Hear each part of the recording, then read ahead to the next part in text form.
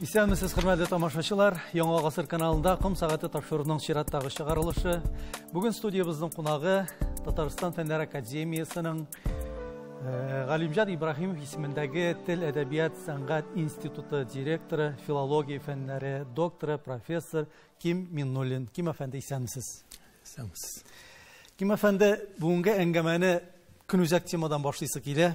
Менә бу дөнья күләм пандемия дип әйтик. Сезнең тормышка, эшчәнлеккә нинди булса үзгәрешләр кертеме, юкмы? Бәлки ниндидер гадәтләр барлыкка килгәндер, кайберләреннән баш тартырга туры килгәндер. Ничегрәк уздырдыгыз менә бу соңгы ярты елны? Чыннан да мин менә бу изоляция дип аталган менә бу вируска бәйле айларда бигрәк тә беренче чорында шактый гына уйга да калдым. Ни дәрәҗәдә бу дөнья, җир шары, кешелек дөньясы шул кадәр көчсез икән дип. Шул кадәр аз гына шушындай не килеп чыгуга ул күренә икән дип. Икенче яклап инде илләр, дәүләтләр ничек яши, ничек оешканнар алар, без ничек яшибез Россия җитәкчелеге, медицина юнәлеше аерым алып караганда гомумән җитәкчелекне дә, гомумән дәүләтләрне, аерым милләтләргә бәя бирү ягыннан шактый гына ачылып китә икән дөнья дип күрәсең. Монда инде күп мәсьәләштек теге компьютерлаштыру, ниндидер бер интернет системасы, без инде шуннан башка яши дә алмас кебек, без инде аның бөтен нечкәлекләрен өйрәнеп беткән кебек итеп тоелган кебек шикелле иде. Анда карыйсың, чынлап та карыйсың, без анда шул теге WhatsApp аша аралашу, компьютерда әйтгәндә ниндидер хәрефләр белән җыю, ниндидер вак бик гади гына әйберләрне эшләргә өйрәнгән бездә икән, шуның белән күпчелек турында сүз бара инде. Һәм инде дәүләтнең бу мәсьәләләргә якын килүе, теге аякны куеп, шулай утыруга барып җиткән идек кебек шикелле бу юнәлешләрдә. Дөнья үз урынына, шактый гына үз урынына утыртты. Һәм инде кешелек дөньясы өчен, аерым дәүләтләр өчен бу инде ниндидер бер сынау да һәм этәргеч биргәндер дип уйлыйм мин үземчә. Инде безнең үзебезгә килгәндә Беренче көннәрендә, берничә күпмедер вакытта бик авырлыгы булмады, шактый гына китап укылды, журналлар укылды, ниндидер мин инде бик ватан сугышы турында кинолар карарга ярата торган кеше теге бала вакыттан калгандыр инде теге клубка барып теге кино нинди кино була дип сорыйсың да, сугыш турында дип әйтәләр. Бөтен тема, бөтен нәрсә турында, кем турында икәне шуның белән ачыклана, шуннан калгандыр. Шул киноларны карап, күпмедер вакыт узды шуның белән. Аннан соң инде башка нигә күчтек инде. Анда инде кыенлыгы, күңел тынычлыгы юк, эш институтның, коллективның эшчәнлеге башкасы. Бу инде ниндидер бер теге тыеп тора торган киртә, ниндидер бер хәтта тормоз кебек әйбергә килеп чыкты. Дөресен генә әйткәндә, әле менә сентябрь башында эшкә чыккачтан шактый гына сөйләшүгә килеп чыгарга туры килде. Март айы белән яшибез бит җәмәгать дигән сүзгә килеп чыктым, җитәкче буларак. Шактый гына төрлечәрәк тонда да сөйләшүгә. Чөнки чыннан да менә бу айлар, әйтик, менә 5 ай дип алыйк, Әдәм баласының иң теге сыйфатларын, бик әйбәт булмаган сыйфатларын калкытып, әдәм баласы шушы әйберләргә тиз күнегә икән дигән теге әйтегәндә ялкаулыкка бераз сәбәп табу. Күлеп әле үземнең җитәкчеләрнең, шул теге бүлек җитәкчеләре нигә WhatsAppка шундый бер июнь айлары булды микән, шунда нидә яздым. Җәмәгать бик сак булыгыз, менә вирус бик нык тарала икән. Ул инде үпкә, тын юлларына гына түгел, ул теге ялкаулыкны көчәйтә торган, кешегә бераз теге башка кирәкмәгәннәр өсти торган гадәтләре дә бар икән. Врачлар шул турда сөйли дип, ниндидер бер язуда язып таратканым исемдә. Әйтәм, сак булыгыз. Яңадан бик авыр эшкә кайту авыр була. Эшкә кайту савыгы бик авыр була дип әйтәләр. Тәртип ягыннан дип шушы рәвешле. Менә гомуми планда алганда менә шундыйрак ниләр, үзгәрешләр, кичерешләр. Сез тумышыгыз белән Башкортстанның Илеш районыннан халык шагыйре инде мәрхүм Роберт абый Миннуллинның бер туган энесе. Әле кайчан гына менә шушы студияда Роберт абый белән шулай ук әңгәмә кырып утырган идек, җырлашып утырган идек. Кызганычка каршы инде менә быел аны шул зәхмәтле үлем безнең арабыздан алып китте. Әйтегез әле, Роберт абыйның сезнең менә шәхес булып формалашуда, шәхес кенә түгел, гомумән кеше галим булып формалашугызда роле зур булдымы? Кеше буларак формулашуда, әлбәттә шуның арасында инде галим буларак та формулашу бөтенесе бергә килгәндер дип уйлыйм. Чөнки мин Роберт абый белән безнең 10-11 яшькә якын ара, ул иң өлкәне, мин төпчеге. Мин Казанга Роберт абый инде ул иртә кузгалды өйдән, ул вакытта мәктәп авылыбызда 8 еллык мәктәп юк, хәтта 8 еллыгы да юк, орта белем түгел. Шуңа ул бик иртә кузгалды, башта күрше авылга, шуннан башка җиргә китеп, район үзәгенә. Мин инде малай вакытта аның белән аралашулар бик ешта булмагандыр, өлкән агай, ул кайта, китә, отпускага нигә, менә шушы. Шуннан 15 яшьтә 8нче классны тамамлаганнан соң мин Казанга килдем, мәктәпне укып бетермичә, 9-га 10-га калмыйча. Училищега. Бу уже 74-нче ел һөнәр училищесына укырга бардым мин. Аның сәбәпләре күп инде. Мәктәптән чыгып китүемә мин бүгенге көнгә кадәр шатлык кичереп яши торган кеше. 9нчы сыйныфтан китүем. 9-10-га калмау минем өчен тормышта иң уңышлы адымнарның берсе итеп саныйм үземчә. Килдем, 15 яшьлек малай, Роберт абый ул вакытта әле 1 ел элек кенә татар бүлеген университетның татар бүлеген тамамлаган. Ул көннәрдә инде Яшьленче газетасының корреспонденты булып эшли, шулай ук яшь егет инде. Менә шуннан башланды, шуңа күрә барлык шуннан соңгы гомер абый янында булу, аның белән аралашу, аның белән фикер алышып, аның белән аны терәк итеп тоеп, менә шулай яшәү әлбәттә бар якка да тәэсир итми калмый. Аның ул вакыттагы бит ул яшәгән, әйтик, урысча әйтсәк, атмосфера дип әйтик, ул даирәдә бик кызыклы. Менә беләсез, Домовый остановкасы тукталышында 2 биек йорт бар иде. 115нче йорт, менә ул шул йортта алар яшиләр. Ничектер белмим, менә гаҗәп әйбер, шушы япь-яшь гаиләле яшь белгечләргә шушы биек матур йорттан фатирлар биргәннәр. Аның абыйларының üstü asta күршеләре Рәшит Әхмәтҗанов, Луиза апа белән яшәйде, Зилә Сөнгатуллина, Ирнис абый белән өстәге катта, Илдар Хәйруллин җәмәгате белән Искәндәр әле яңа гына дөньяга килгән вакыт. Менә шулай дип китсәң, ягъни менә шушы атмосферага, шушы даирәгә, шушы тыңлап кына утырмасаң да, ул инде колакка керә торган, аларны күреп, аларны тоеп, аларның менә бу нигә кергән вакыт. Гомер шушылай узгач, демәк инде һәр юнәлешкә дә тәэсир ителгән дип исәплим мин. Ягъни сез филологиягә Казан авиация заводы каршындагы һөнәр училищесын бетереп килгән кеше. Ни өчен менә бу һөнәр училищесы һәм филология булар бит берсе түгел фән, икенчесе гуманитар. Нинди шундый күчеш булды? Беләсеңме, алай гына да түгел ул. Мин 3 ел укып һөнәр училищесын тамамладым, әмма ләкин мин инде икенче курслардан булгандыр. Мин инде хәрби кеше булырга хыялланып яшәдем.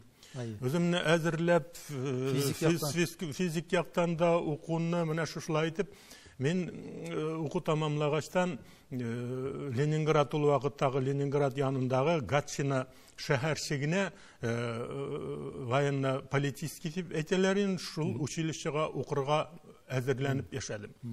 Анда бардым, бер үзем чыгып киттем инде, барып кирип, урнашып, имтиханнар бирә башладым. Кыенлыгы нәрсәдә булды? Мин ахырга кадәр имтиханнарны биреп бетерә алмадым. Безнең профтехучилищеда, һөнәр училищесында уку июльнең ахырына табарак тамамлана. Мәктәптәге кебек түгел. Военный училищега, хәрби училищега имтиханнар июль башыннан башлана иде. Шуңа күрә мәктәптәге кебек түгел, мин дипломсыз бер шакмаклы дәфтәр битенә билгеләрне язып, менә шушы рәвешле миңа документ биреп җибәргәннәр иде. Аның белән инде кабул итүен иттеләр. Тиз арада документыгыз килсен. Менә шушы рәвешле ул документ килмәде. Мин 2 имтиханнан соң кире документларны алып кайтып китәргә мәҗбүр булдым. Аннан солдатка киттем, хәрбилеккә барыбер барам дип. Солдатка баргач инде бөтен кызуларыгыз сүрелде, дөньяны күрдем, хәрби тормышны күрдем. Шуннан инде укырга кайту белән укырга керергә кирәк. Дөресен әйткәндә, мин тарих бүлегенә укырга керергә дип кайткан идем көз көне әзерлек курсына. Мин кайтып җитүгә имтиханнар тамамланып килә, мөмкинлек калмаган.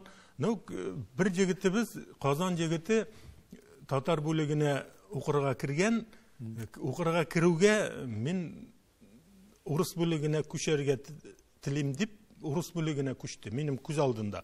Мин әле яңа документлар белән йөрим. Шуннан урын бушады да, миңа әйтәләр, менә тарихта урын калмады. Бәлкем син достым филологиягә. Менә шушы рәвешле мин ниндидер очраклылык, ниндидер менә ялгышлык дип әйтикме белмим, ул вакыт өчен инде ялгышлык булгандыр. Менә шушы рәвешле мин әлбәттә инде әнә шул теге Роберт Ай белән янәшә булып әдәбиятны, милли сәнгать башкасы минем инде ул күңелгә ул вакытта кергән иде инде, ул киреп урнашкан. Якташыгыз Салават Фәтхетдиновның шундый бер җыр юллары бар бит. Кем уйлаган Мортазадан китеп, Шәймиевтә кеше буласын дип. Инде сез менә бер кадәр әйтеп киттегез, 9-10 сыйныфка бармауны туган якта инде мин теге уңышларымның берсе саныйм дип. Сез кемнән киттем дип әйтә аласыз? Мин нәрсәдәнме? Дөресен әйтим, мин ул вакыттагы аерым шул мәктәп турында гына бәлкем сүз бармыйдыр, белмим, әйтә алмыйм. Менә шул мәктәп системасы ул вакыттагы, шул минем чирактагы шуннан киттем.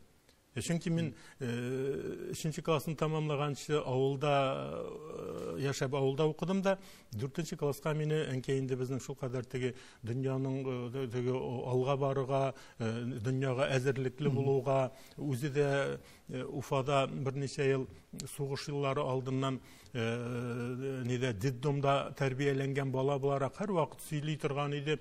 Ничек менә алар яңа еллар уздыралар, чыршы әйләнәсендә, ниндидер анда пионерлар белән төрле чаралар уздыралар. Менә шушындый гел теге нидеп рухланып, үзе шушындый теге нинди кинолар карыйлар, кемнәр очрашугаларга килә. Гел шушылай сөйли иде.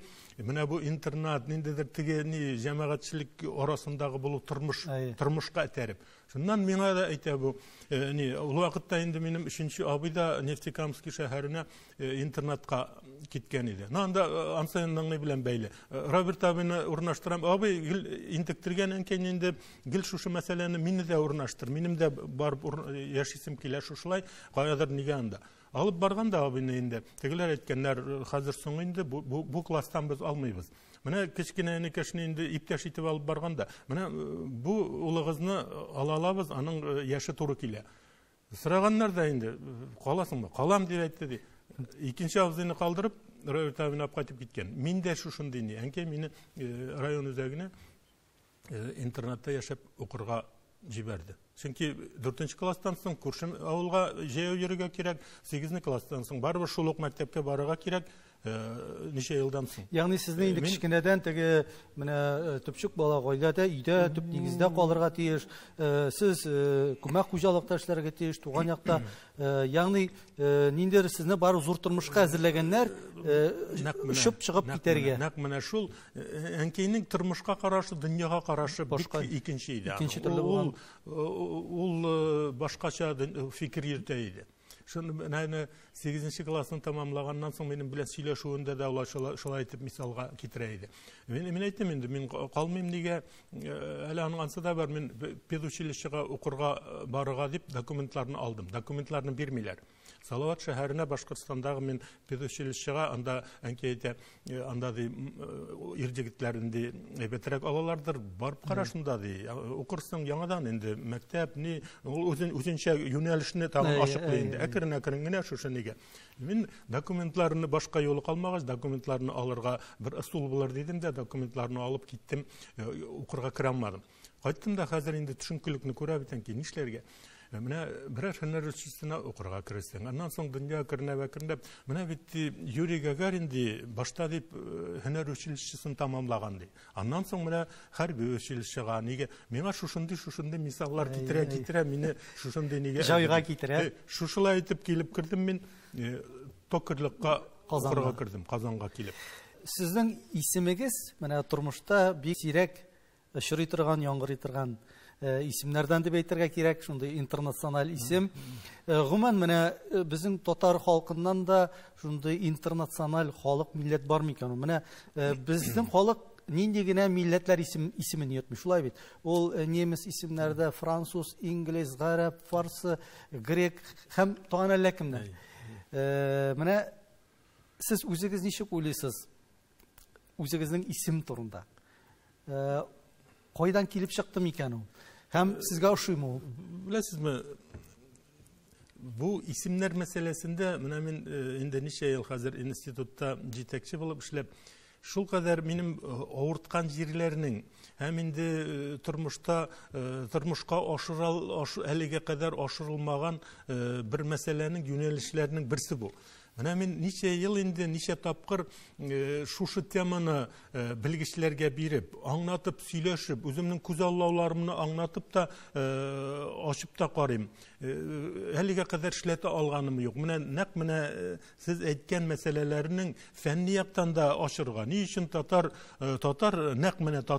башкалардан шактый аермалы буларак, менә бу исем мәсьәләсендә шушы кадәр нигә килеп җиткән. Әле ул алай гына да түгел, Сарман, Актаныш, Минзәлә, Илеш, Дүртиле тирәләрен алсаң, бер даира менә ике республикадан да күпмедер урынны алып тора торган, алар да җыгылып китмәде. Алар да җыгылып китмәле. Исемнәрне алып карасаң, анда әйтик, чәчәк исемнәре дә бар, балык исемнәре, башка бөтенседән индедер форм. Менә әлегә кадәр мин өйрәнелмәгән, тиешле дәрәҗәдә, тиешле яклап килеп өйрәнелмәгән мәсьәләләрнең берсе. Мин инде аны үземә теге бурыч итеп калдырыйм. Мин аны барыбер шушы юнәлештә бер ниндидер нәтиҗәгә килербез дип. Инде үземнең хәзер үземнең исемгә килгәндә, менә мин аны уйлыйм инде әнкәйнең менә шушы дөньяга карашында, бала вакытында шәһәрдә тәрбияләнеп, шундый мәктәп узуыннан да килә торгандыр дип уйлыйм. Чөнки идеология бәлки идеология тәсире әлбәттә нык булган. Ниндидер яңалыкка омтылу, ниндидер теге чит илләрдән теге фильмнар, ниләр караганда ул күңелләренә сеңеп калгандыр, инде матур яңгырашлы, ниндидер менә шушындый булгандыр дип уйлыйм. Ул инде Роберт Авиның исеменнән үк башлана. Минем исем инде ул шул ук вакыттагы бик популяр халыкара оешма исеме бит инде ул Коммунистический интернационал молодежи, аның значоклары да бар, минем үземдә дә бар ул значок. Менә шушыннан ук килгән. Әлбәттә мин малай вакытта канәгать булмаган чаклар булды. Ниндидер бер вакыт аралыгы.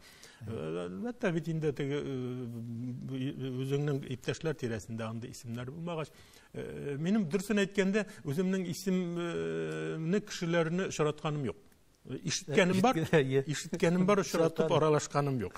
Шуңа бу мәсьәлә шуннанрак килә дип уйлыйм. Менә соңгы вакытларда бит барбер ничектер менә безнең татарлар арасында элеккеге үзебезнең татарларга хас исемнәрне кую хәзер модага дип әйтик, инде көндәлеккә кирип китә башлады.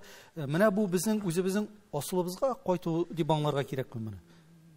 Борынгы исемнәргә әлбәттә, ул бит инде аның төрле катламнары бар. Аның гомум төрки катламы бар, ислам диненә бәйле катламы бар, аннан халыкара катлам бар. Шуңа күрә хәзер инде без ислам диненә дә бәйле булган һәм гомум төркигә бәйле булган катламнарны яңадан кайтару. Бу юнәлештә, дөресен әйткәндә, бу юнәлештә безнең дә галимнәрнең дә ниндидер җәмәгатьчелекнең дә ниндидер ниндидер эшләнеп бетмәгәне бар. Бу юнәлештә эшләргә кирәк дип уйлыйм мин. Чөнки асылыбызга кайтуның ысуллары да, юллары да күп, исемнәр шуларның берсе булып тора. Менә Башкортстанда инде без тарихтан белүебезчә, борын-борынгыдан татар, башкорт, алар бергә уртак тормыш алып барганнар. Безнең телләребез охшаш, динебез уртак, шулай бит. Уртак гаиләләр туып тора. Әйтегез әле, менә Башкортстан җирлегендә яшәүче татар өчен аны татар итеп танулары татарга ни дәрәҗәдә мөһим? Айрым алып карарга була бу инде Башкортстан җирендә, Башкортстанга җирлегендә дип әйтик, республика җирлеге бар.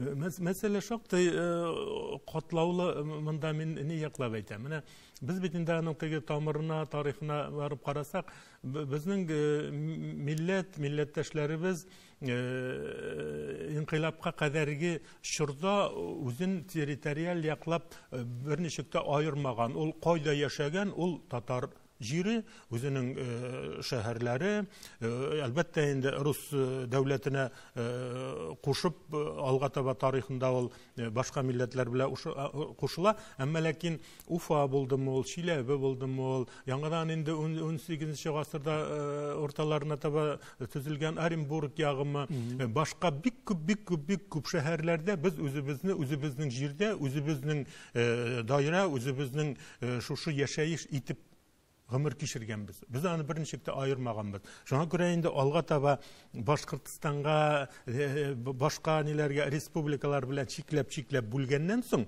ул инде сәяси мәсьәләләр монда бик күп. Урта Азияны карасак, анда да бүленешкәннәр, әйтгәндә күрше республикалар, күрше халыклар белән кискәләү границаны инде чикләр шушындай рәвешкә килгән. Башкортстанда да шушы рәвешле бүленгән граница һәм инде гомер буе анда яшәгән алар нишләмәк кирәк аларга. Ул бит инде аны безнең нене бүлеп калдырдылар теге якка. Без менә елга ашагына Татарстан белән Башкортстанда яшибез. Без бит инде халык бу тирәдә яшәгән, илаһи уптым тотып кына теге якка чыгып китә алмый, шушындай мәсьәлә килеп чыккан дип. Менә монысы бер әйбер. Ул инде үзенең татар булып, үз милләтендә яшәүен һич кенә дә югалтмаган, шул рәвешле яши биргән. Сәясәт үзгәрә, дөньяга дәүләт тарафыннан дөньяга караш үзгәрә. Менә булар үзгәрә, халык үзе шушылай яши. Менә бу ситуацияны ничек итеп аңларга? Әмма ләкин инде кайсы территорияда үзгәрешләрдән соң кайсы территорияда яшәп калган, ул территория нинди атама алган, анда Чуашстанмы, Башкортстанмы, шушыңа бит инде күчү, шушы белән атап йөртү дигән әйбер була алмый. Ул Урта Азияда да, башка ниләрдә дә шул ук әйбер. Шуңа күрә аның мөһимлеге ул бит ясалмалылыкка китермәүе. Ясалма була алмый. Ягъни мин шул җирлектә яшим икән, гомер кичерәм, телем, дөньяга карашым, гомумән фикерләвем, тарихи күзаллавым бар үткәнгә, аны бит ничек итеп бүлгәлисең? Аны бит ясалма рәвештә әйләндереп салып булмый. Кемнеңдер теләге, кемнеңдер күзаллавы шушылай икән, соңгы еллардагы, соңгы вакыттагы, әйтик, дәүләттә барган шушы сәясәт үзгәргән сайын. Менә аның шуңа күрә халык инде ул әлбәттә мөһим аңа. Ул бит яшәү рәвеше, ул теге ниндидер әйтгәндә һөнәргә генә бәйле түгел. Һөнәргә бәйле рәвештә башкача якын килеп карарга була мәсьәләгә. Ким әфәнде, менә сез 90нчы еллардан башлап, шактый еллар хөкүмәт дәрәҗәсендә республикада телләр турындагы канунның үтәлешен тәэмин иткән кешеләрнең берсе, иң беренчеләрдән булып бу эшкә тотынган кешеләрнең берсе. Әйтегез әле, менә шул чордагы ирешкән иң югары уңышыгыз, иң зур уңышыгыз дип нәрсәне атый аласыз? Һәм ике теллелек, дәүләт югарында ике теллелек нинди бәя бирәсез? Бүген ул ни дәрәҗәдә? Шул чор белән чагыштырганда. Беләсезме, чыннан да инде 30 елга якын 30 ел узып бара. закон кабул иткәнгә, 94 елда беренче дәүләт программасы кабул ителде. Бик төрле, сикәлтәле, төрле, шушы рәвешле бара торган сәясәт. 90-нчы еллар айрым урын алып тора. Мен 96-нчы елда мине хөкүмәткә чакырдылар. Мен инде ул вакытта шактый яшьтәге ир-ат идем. Инде 40-ка таба бара торган. Мен университеттан соң али комсомол юлын уздым. Фән белән шөгыльләндем. Менә шушылай итеп. Әйтергә кирәк, ул вакыт айрым урын алып тора. Ул вакытта без көнмә-көн эшләгән эшнең нәтиҗәсен күреп яшәдек. Менә бүген эшлибез, без аның нәтиҗәсен иртәгә бар. Иртәгә бар, утырышларда, ниндидер конференцияларда сөйләшәбез, язып куясың үзеңә, кем нинди тәкъдим белән чыга, китап чыгарыргамы, ниндидер нәрсәдер эшләргәме, без аны бүген иртәгә булмаса да үти ала идек, тормышка ашыра ала идек. Һәм инде мен әйтергә кирәк, мин иң бәхетле, иң күңелгә рәхәтлек кичереп яшәгән елларым менә шушы хөкүмәткә килеп, көне-төне эшләү, әле фәнни эшне дә ташлап бетермәгән идем, кандидатлык диссертациясы, докторлык диссертациясына өзмичә алып бардым. Һәм шушы эш белән шөгыльләнү бик авыр, иң көне-төне шушылай чаба торган вакыт, шул кадәр рәхәтлек кичереп яшәгән вакыт булды бу. Менә шушы еллар. Һәм инде мин рәхмәт хисләре белән сезнең оешманың да элегрәк җитәкчесе булып эшләгән Илгиз Галимулла уры Хайруллинның исемен атап китәсем килә, һәм аңа рәхмәтләремне дә җиткерәсем килә. Үземнең исемнән дә аңа рәхмәтле булган кешеләр шактый күптер. Заманында инде ул комитет, телевидение, радио комитеты рәисе дә булып эшләгән кеше. Менә ул килде, ул эшләйде премьер-министр урынбасары булып. Утырып сөйләшкәндә ул әйтте, инде миңа яңа гына эш башлыйбыз. Ярар ди, Аллага тапшырып ди, кемди тотыны бу нигә ди. Минем дә ди тулы күзаллавым юк ди. Мен инде фән кешесе буларак фәнни теоретик якларындан да өйрәнә башладым. Аның кыскасы нәрсә дип әйтим, менә бүгенге көн белән дә чагыштырганда, без ул вакытта 90-нчы елларның икенче яртысында тел сәясәте мәсьәләсен системага сала башлау, норматив хукукый документлар белән ныгытып, аның излекле планны рәвештә дәүләт сәясәтенә корылган системасын булдыра башлаган вакыт иде бу. Әмма аннан башка ул тиешле нәтиҗәне бирә алмый.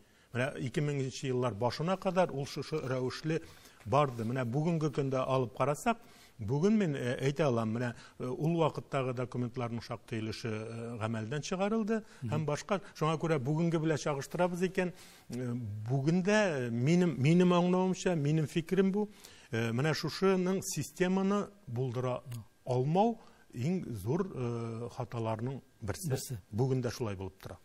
Сезнең әңгәмәдән бер цитата. Хәзер кешеләрне татарча сөйләм телендә тотып тору моннан 20 ел элек белән чагыштырганда күпкә авыррак. Ни өчен? Дөньяда үзгәрә, сәясәт үзгәрә, дөнья бик нык тиз үзгәрде. Менә хәзер 20 ел белән чагыштырып карабыз икән, интернеты да, телефоны да, илдә барган, дөресен әйткәндә, илдә барган милли сәясәт, телләргә булган сәясәт, менә буларның барса да тәэсир итә. Дөньядагы шул ук аны әйтәләр, инде глобализациягә гына бәйләргә кирәк түгел дип тә әйтүчеләр бар. Глобализациядә үз ролен үти. Менә булар бөтенесе бергә комплекслы шушы рәвештә бара. Һәм шуңа тагын өстәргә кирәк, излекле планны рәвештә 25-30 елга якын алып бара алмаудан да килә. Ул булырга тиеш дәүләт сәясәте. Кемдер җитәкчелеккә килеп, шушы бу мәсьәлә белән кызыксынган, кирәк чагында өстәлдә сугып, шушы рәвешле алып бара торган җитәкче килә икән, нәтиҗә күпмедер күләмдә ниндидер рәвешле күренергә мөмкин. Менә әйтегез, бүгенге көндә татар телен саклау, үстерү турында без күп сөйләшәбез, әйбе. Көндәлек ул безнең мәсьәлә. Татар телен саклау һәм үстерү юнәлешендә республика масштабында дип әйтик, төп җаваплылык ул кемдә булырга тиеш дип саныйсыз? Барыбер. Без әйтәбез, менә ул гаиләдә дә сакланырга тиеш безнең тел, мәктәп системасында да, җәмгыятьтә дә һәм башка. Шулай да ниндидер бер менә төп орган булырга тиешме безнең, юкмы? Җаваплы. Телне, туган телне саклау, дәүләт әйтик, тел сәясәтен алып бару ул дәүләт эше. Дәүләт эше булмаса, дәүләт турыдан-туры планлы рәвештә, максатчан рәвештә алып бармаса, бүгенге көндә ул гомер буе шулай булган. Телләрне саклау мөмкин түгел. Әмма ләкин ул юнәлешләре күп аның. Гаиләдә, башкалары да, балалар бакчасы, мәктәп, ул ягъни комплекслы карар. Алар бөтенесе дә дәүләт сәясәтенә бәйле. Дәүләт көйли. Дәүләт барлыкка килгән икән, ул төзелешме ул, авыл хуҗалыгымы, медицинамы, башкасымы, шуның бер юнәлеше буларак тел сәясәте дә шушы рәвешле дәүләт планы, дәүләт программасы, дәүләт карашы белән яшәргә тиеш. Шуңа күрә баягына фикерне әйтеп бетерәсем килә. Аерым җитәкче ниндидер уңышка ирешергә мөмкин. Ул җитәкче китүгә нәрсә була? Район главасы, игътибарлы иптәш, шөгыльләнә, ул китүгә дөнья үзгәрә. Ни өчен? Чөнки система корылмаган, механизм кешегә карап түгел.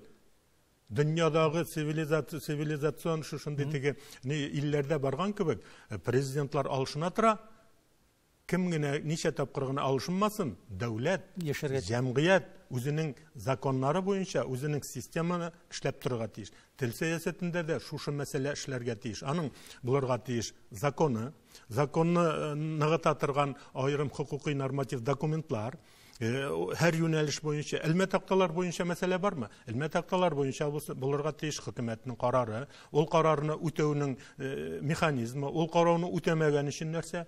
Авыл, урам исемнәре, башкалар бер блокны алып карыйбыз. Ни өчен анда безнең транслитерация мәсьәләсе русча, татарча дөрес түгел? Ни өчен анда күңелебезне тынычландыру өчен рус телендәге исемне татарча әйтеп әйтәбез дә, үзебез өчен үзебезне алдый, шушының белән яшибез. Ни өчен әйтик 10 урамга исем кушабыз икән? Ни өчен аның 5-се татар телендә, 5-се рус телендә түгел? Рус телендәгесен күңелне тынычландыру өчен татарча әйтеп, чөнки ул татарча син ни дәрәҗәдә генә әйтсәң дә, әйтик анда балык бистәсе, Рыбнослободский район башкасы, әйтик Яшел үзән мәсьәләсе менә әйләнәдә кайта. Ул күңелне тынычландыру өчен татар телендә без аны әйтәбез. Әмма ләкин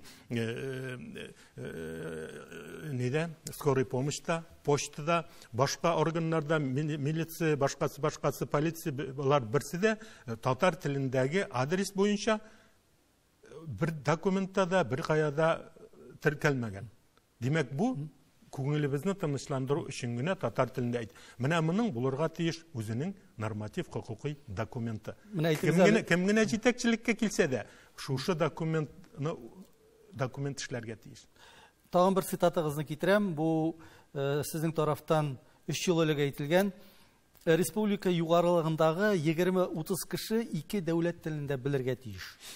Менә бу сүзләрегезне, бу цитатыгызны мин укыдым да, әле безнең менә күптән түгелгә президент сайлаулары узды.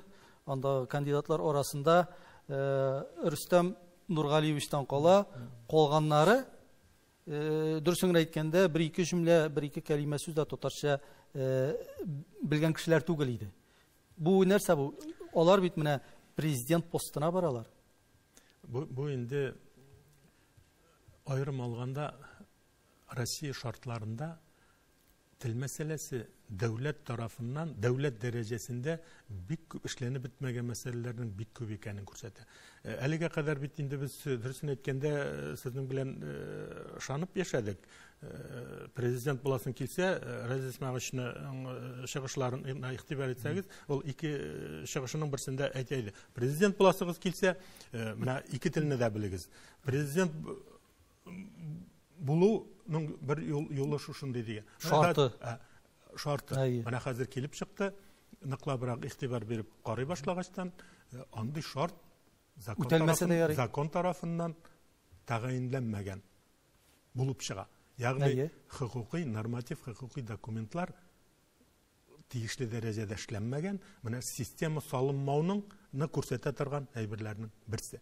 90-нчы елларда без берничә исемлек эшләп, аның таләпләрен билгеләп, һөнәр ияләренең төрле критерийларын билгеләп, аларны ниндидер төрләргә бүлеп, әллә ничә тапкыр телләр комитетына чыгарып, шаулашып, премьер-министр дәрәҗәсендә премьер-министр урынбасары Илгиз Кәлимов җитәкләгән бу комитетларда чыгарып карадык бу мәсьәләне. Ул шау-шу була да узмый, менә шушы рәвешле бүгенге көндә, инде бу әңгәмәдә әйтелгән фикер, мин шул фикердә калам, чөнки башкача була алмый. Син шушы җирнең патриоты икәнсең, нинди генә милләттән булуга карамастан, шушы җирне син вәкиле булып, башка җирләргә барасың икән, башка кешеләр белән сөйләшәсең, республиканың һәр төбәгенә барып, шушы сине сайлаган, сиңа мөмкинлек биргән, министр булып эшләргәме, депутат булып эшләргәме мөмкинлек биргән, тавышын биргән, ышанып карап торган шушы халык алдына чыгып, шушы ике телдә фикер алыша алмыйсың икән, син лайыклымы шушындый зур дәрәҗәдәге вазифада эшләргә утырырга? Мин бик шикләнәм. Чөнки башка җиргә, чит илләргә, чит төбәкләргә бара икән, шушымы Татарстанның вәкиле дип әйтәчәк. Татармы, урысмы дип әйтмәячәкләр. Татарстан вәкиле буласың икән. Димәк, син шушы кадәр эшкә потенциалың җитә икән, мөмкинлегең. Синең телне өйрәнергә мөмкинлегең җитмиме? Димәк, осталыгы аның потенциалына да шик туа башлый. Ни дәрәҗәдә вакаләтле ул. Кабаттан 90-нчы елларга кайтыйк әле. Узган гасырның 90-нчы елларына ул чорда менә милли алгарыш дип әйтик, татар теленә игътибар шул кадәр зур булды. Безнең бер алты гимназияларыбыз ачылды, бер алты татар мәктәпләре ачыла торды. Һәм шул ук вакытта безнең югары уку йортларында татар төркемнәре барлыкка килә башлады, хәтта техник вузларда да. Шул авиация институтын алыпмы, Казан төзелеш архитектура институты, мин инде авыл хуҗалыгы институты белән ветеринария академиясының вакытта институтында әйтеп тә тормыйм. Бүгенге көндә бу төркемнәрнең берсе дә калмады. Диярлек, ялгышмасам, бер төзелеш институтында инде менә ул чыгарылыш группасы булырга тиеш, бер генә төркем калган, татар төркеме. Хәзер инде яңа төркем алмаган. Анда да юк. Ни өчен менә без шушы яуланган үрләрне дип әйтик, саклап кала алмадык? Вузларда татар төркемнәре. Ни өчен киттек без аннан? Иң ныклап шөгыльләнгән юнәлешләрнең һөнәри белем бирү, татар телендә һөнәри белем бирү мәсьәләсе иң актив шөгыльләнгән юнәлешләрнең берсе булды 90-нчы елларда. Әйткән Илгиз Кәлимов белән дә без бик озак утыра идек бу мәсьәләләр буенча. Һәр уку йортыннан аңа көнмә-көн кешеләр агыла иде, галимнәр китап чыгарган, индидер мәсьәләләрен куярга. Шушы рәвешле барды ул вакытта эш.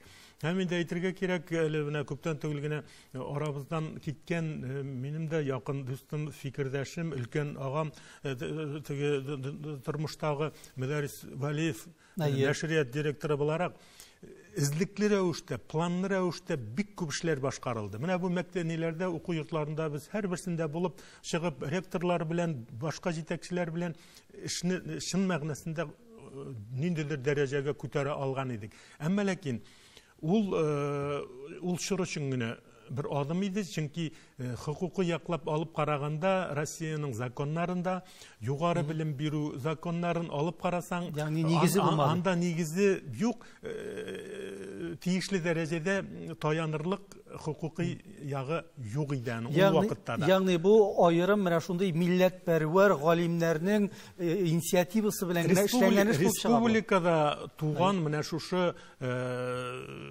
хәлгә ректорларда әкренләп, ул вакытта Россия шартларында югары уку йортларына бәйле хукукый документларда да аерым мөмкинлекләре бар иде.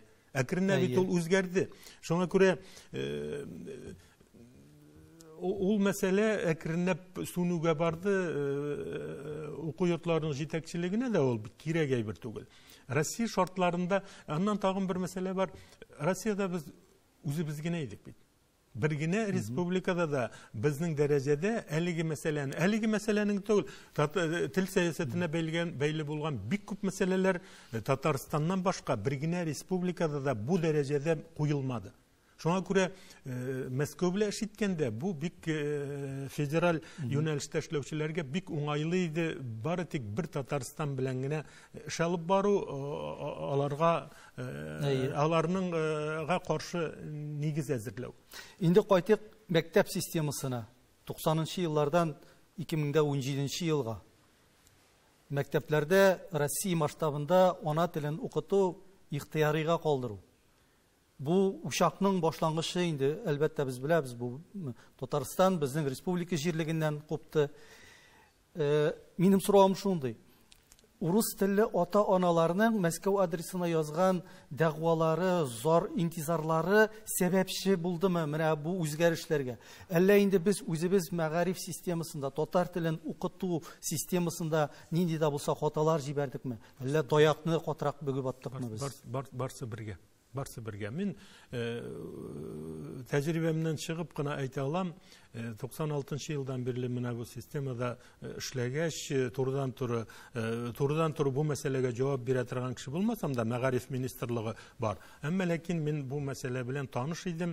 Biz 90-нчы еллар урталарына методика ягыннан да, дәреслекләр ягыннан да шактый дөрес izlikli yol bilen bardık. Anda derslikler türlü idi. Hem alarının Rus balalarına, Rus tilli balalarga irete atırgan derslikler de bar idi. Atana artık karşılık getirmey turgan. Mana bu bir yöneliş. Andan ekirine biz alarını katlaulandırdık. Dürüsün aytkanda ministerlikta bu yönelişte izlikli iş alıp bara aldı deyip iseplemeyim.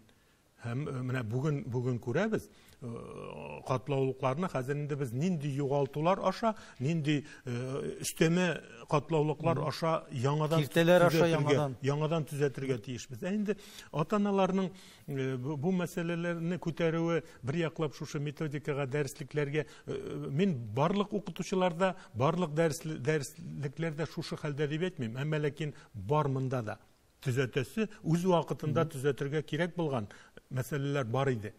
İkinciden indi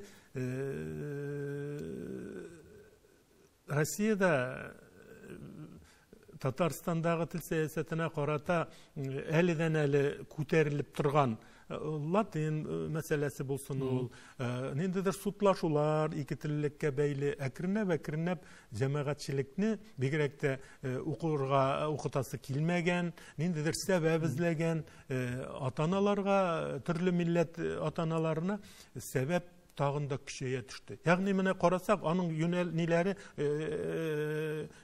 сәбәпләре шактый күп. Үзебездә дә бар. Ягъни гаип атта да, тәртәдә дә дип әйтер. Бар. Менә тагын да әйләнеп кайтабыз. Республикада излекле системаны сала алмау бар юнәлештә дә үзенең вакыт узган сайын әле бер җирендә кыенлыклар китереп чыгара. Аның тагын бер сәбәбе бар.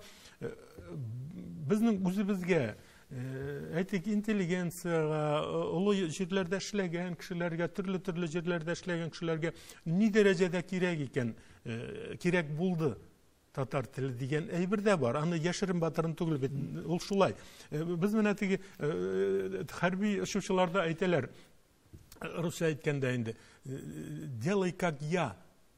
Диләр дә һавада очканда бу самолет нинди гамәлләр кыла, арттан баручылар шушы гамәлләрне кыла, шушылай итеп алар очалар. Делай как я ди. Җитәкчеләр әйтәләр, делай как я сказал ди. Мин әйткәнчә эшләде, минемчә эшләде диме? Мин әйткәнчә эшләде. Минем бала фәлән җирдә укыса да була, төгән җирдә укыса да була, фәлән нәрсәне эшләсә дә була, фәлән мәктәптә укыса да була. Ну, сез җәмәгать татар мәктәбенә бирегез. Татар телендә укысыннар. Һәм башка. Ягъни бу тормыш принципы, ул бик күп мәсьәләләргә кала. Делай как я түгел, делай как я сказал. Менә сәбәпләрнең берсе тагын килеп чыга. Әмма төп сәбәпләрнең берсе бу. Сез үзегезнең гыйльми эшчәнлектә бик күп еллар һәм бик күп тапкырлар җыр сәнгатенә игътибар итәсез, һәм татар поэзиясендә җыр жанры буенча диссертациялар, гыйльми хезмәтләр язган кеше. Ни өчен җыр жанрын сайларга булдыгыз һәм инде менә шушы юнәлештә эшләгән кеше буларак бүгенге көндә безнең татарда дип әйтик, җыр жанры ул нинди хәлдә? Ничектер миңа тәкъдим иттеләр инде менә шушы мәсьәләне өйрәнергә. Шуңа күрә мин ничектер бик каршылыгым да булмады. Шушы мәсьәләгә кирип киттем һәм шуның белән яшәдем ничә еллар. Мин нәрсәгә тотынсам, мин шуның белән яши торган кеше. Рәвит мөгаллим әйтә иде. Менә инде җыр темасына кирип, җыр белән шөгыльләнә башладың, бөтенебезне дә шуның белән яшәттең ди. Тел мәсьәләсенә кирип киттең, тел сәясәтенә бөтенебезне ди шушы мәсьәлә белән яшәтә башладың ди. Менә чөнки теге шул атмосфера. Мин концертларга җөрим, язып утырам, кемнең ни башкасы теге элекке вакыт бит инде бу 90 еллар. Шушы мәсьәләгә кирип киттем. Һәм инде шактый кызыклы әйбәт юл уздым мин. Минем белән бер бүлмәдә утырган Ленар абый Җамалетдинов, әкиятчы бабай, фольклорчы, танылган әкият жанрын өйрәнүче абзый, үз вакытында радио комитетта эшләп килгән. Bütün җырчыларны, записларны, миңа шушы әйберләрне сөйли. Шуннан аның янына Әхмәт абый Рәшитов килеп йөри. Бу бер группада укыганнар булар университетта. Ул анда әдәби бүлек мөдире радиода. Инемди безнең сәнгать советы. Әдәби син белгеч буларак шушында килде, катнашты. Безгә фәнни яктап әлеге мәсьәләләргә шигърият ягыннан килеп ниләр кирәк. Мин шунда бер 3 ел чамасы үзебезнең атаклы җырчыларыбыз, композиторларыбыз, шагыйрьләр белән бергә Илдар Юзеев монда, Гөлшат Зәйнәшева, Ринат абый, Әхмәтов, Фасыл абый, Хайдар Бигичев, кемнәр генә булмады, шушы даирәдә мин 3 елга якын сәнгать советында катнаштым. Ул совет турында бик күп төрле фикерләр әйтергә мөмкин, әмма ләкин мин шуны гына әйтә алам, ул вакытта узмаган җырларны мин яңадан каядыр ишеткән җырлар бик булды дип әйтә алмыйм. Ягъни менә шушы рәвешле мин җыр дөньясына кирип киттем, кандидатлык язганнан соң докторлыкка да шушы. Шуның белән яшәп, үз вакытында шимбә көнне көндезге концертны бирәләр, халык җырларыннан аерым концерт бирәләр иде. Кухняга барып, утырып шул күп вакытта тәрзә төбенә басып, шушы концертны тыңлап, нәрсәләрдер язып, шушылай итеп утырадыр идем. Шуннан инде күптән ынтылган тотынганым хромка гармонында яңадан әйләнеп кайттым шушы гармон белән аз дигәндә инде хатын алдында уйнарлык дәрәҗәгә килеп менә шушы рәвешле минем бу сәнгатькә кирәк. Мин яшәү рәвешем шушы булды. Бүгенге көнгә кайтабыз икән, киләбез икән, дөнья бик нык үзгәрде. Дөнья бик нык үзгәрде, шуңа күрә мин җыр сәнгатен бүгенге, без аны хәзер инде ул эстрадага әйләнеп бетте, теге анда терминологияларына кирсәң, мин аны былай итеп бәялим. Татарны үз аңына яңадан әйләндереп кайтаруда, татарны татарлыкка буруда, бөтен Россия, дөнья буенча яңадан үзебезне татар итеп хис итә башлауда җыр дөньясы шул ук без көн аралаш көн сайын диярлек тәнкыйть итеп торган җырчыларыбызның да бик зур роле бар. Алар бик зур эш башкардылар, бөтенесен бергә алып карыйбыз икән.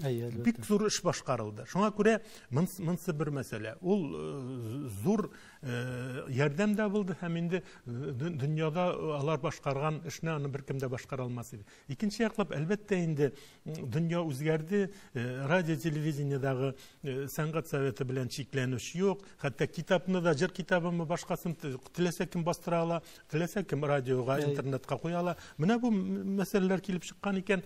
Әлбәттә инде bu yönelişte var, tek toktamaýça her kişi öz işin işlerge tiýiş. Telewizniýe öz işin, jurnalistler öz işin, jurnalistlaryň tege aýtabys indi spesializasiýa jitmeýbit. Muzika yönelişi boýunça jurnalistlaryny alyp baraýbys eken, maksuslaşkan bilgiç bularga tiýişler şuşu yönelişde.